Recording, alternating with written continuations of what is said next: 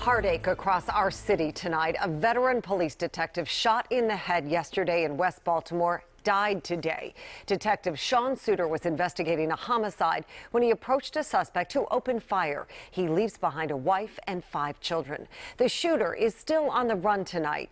WJZ is live with extensive coverage. George Solis has the community struggling against the violence.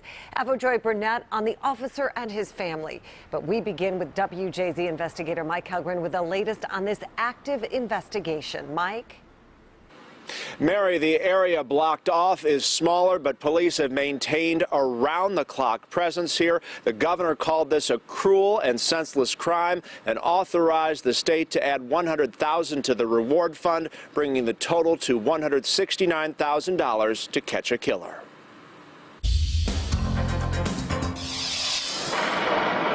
Parts of West Baltimore have looked like a war zone as police search for the person who shot and killed one of their own, Detective Sean Suter, as he and his partner were investigating a murder on notoriously violent Bennett Place. We will find the person responsible for this ridiculous, absurd, unnecessary loss of life. Children walked to school next to crime tape as an army of cadets flooded the scene.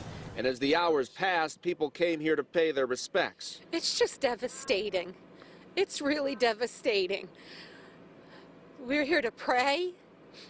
We're here to give comfort to the neighbors. We're here to give hope. The frightening encounter happened just before sundown Thursday. Police aren't sure whether the gunman said anything to Detective Suter before shooting him in the head and running off. We have investigative leads right now, and we're following those leads very, very diligently. We know that this occurred in what's now a vacant space in between 2 row homes. There's evidence that's available to us right now that suggests that the suspect may have been wounded. Suter is the first officer shot and killed in the line of duty in Baltimore in a decade. Mayor Pugh. Violence in the city is out of control.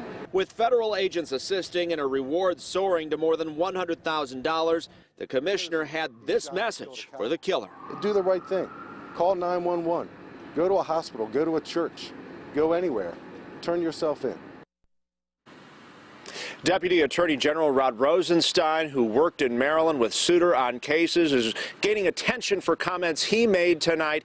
He says if crime is out of control in Baltimore, it's because people failed to control it. He went on to say authorities lost confidence in their ability to manage public safety, which is the most important function of government. Live on Fremont Avenue in West Baltimore, Mike Helgren, WJZ. All right, Mike, thank you. Avojoy Burnett is live at Shock Trauma right now. She has more on Detective Sean Suter's life. Avojoy?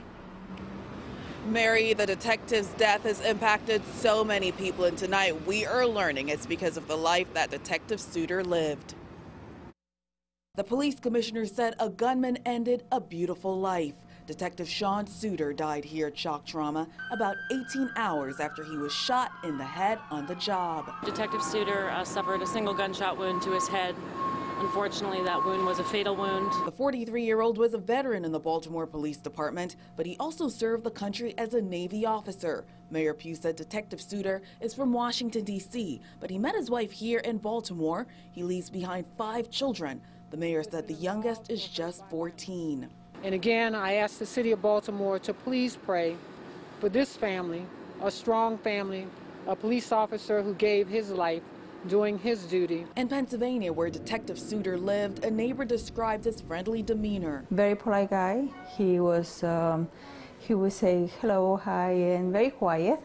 Really quiet. Commissioner Davis said Suter was well known and a go-getter. Some of the same surgeons who tried to save his life here also called him a friend. On behalf of the Shock Trauma family, and we consider the Baltimore City Police Department very much part of our family. We knew Detective Suter. He will be, in fact, sorely missed. There are condolences from across the country for a life unexpectedly taken away. Baltimore's Fraternal Order of Police is also remembering their fallen comrade. One statement said, "Rest in peace, brother. We will take it from here." And late this evening, Baltimore City Police say fake GoFundMe pages are popping up in Detective Suter's name. They say the family has not sanctioned any of these fundraisers. Live tonight at Shock Trauma, I'm Joy Burnett, WJZ. Joy, thank you. Our coverage continues with George Solis, who's been talking with people in West Baltimore who have been left dumbfounded by this act of violence. George. Vic, tragically, many people in this West Baltimore community say they're all too familiar with scenes like these. The fear is that whoever did this did it with an apparent no regard for this officer's life or human life for that matter. And this community says that's someone they don't want running around the streets. The police presence in West Baltimore, where police detective Sean Suter was killed in cold blood, still as prominent as ever. The murder of the 18-year veteran of the force upsetting to many, especially as the person responsible is walking free.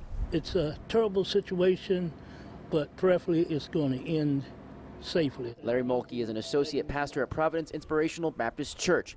It also served as command post during the initial search for the gunman. Mulkey hopeful the gunman capture won't lead to any more bloodshed or ill will towards the city. Just know that everybody in the community is not evil and wicked, and everybody doesn't have the hurts that these people have gone through in their lives. More than 24 hours later, people in this West Baltimore community are still coming to grips with the reality of what happened here. It's a sad thing, man. That's a sad thing, because this cop doing a job just like you're doing your job. His job is to protect and serve. And somebody killed this guy.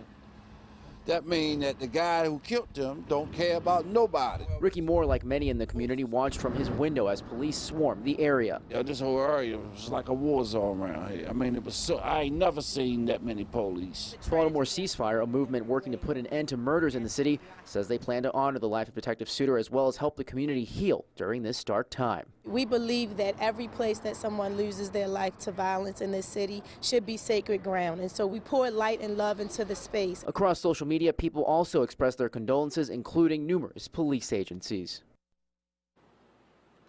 Now, Ceasefire says they are planning their ceremony to honor Detective Suter's life here at the scene in West Baltimore tomorrow at 7 p.m. Live in West Baltimore tonight, George Solis reporting for WJZ. George, thank you. WJZ has the latest on the murder of Detective Sean Suter. He was pronounced dead at noon today, an 18-year veteran of the department. He was a married father of 5. The search continues across Baltimore for the killer. A $169,000 reward is now being offered for information leading to the killer. There are multiple numbers you can call if you have information about the suspect. 1-800-CALL-FBI, City Homicide at 410-396-2100, 1-866-7-LOCKUP, or text tips to 443-902-4824. Stay with WJZ for more updates.